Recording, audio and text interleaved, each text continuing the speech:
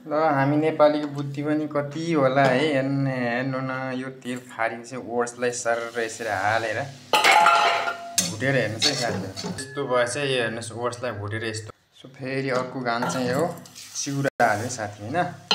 चिउरालाई पनि सर तेलमा भुट्यो हामीले यसरी मजाले तातो हुने तेलमा चाहिँ यसरी चिउरालाई पनि यसरी भुटेर पुराउनु।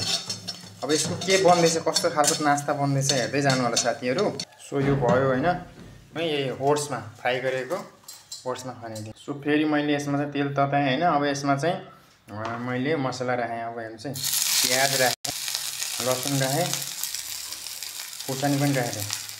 सो यसरी प्याज र लसुन अनि खुर्सानीलाई यसरी एकदमै ब्राउन कलर हुने गरी भुट्ने ताकि यो प्याजमा भएको पानी चाहिँ सुकोस्। र अन्तिममा हेर्दै जानु होला।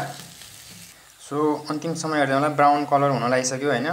ब्राउन कलर भइसक्यो। अब चाहिँ यसमा थोरै बेसार राखेको तानसर नुन, जिरा पाउडर, धनिया पाउडर यी सबै मसलालाई राम्रोसँग भुटिनु होला।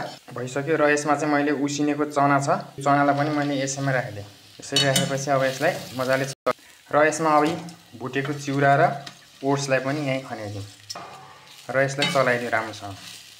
ल हेर्नु यसरी एउटा यो फुरनदाना टाइपको यो टिफिनको लागि नास्ता तयार भयो।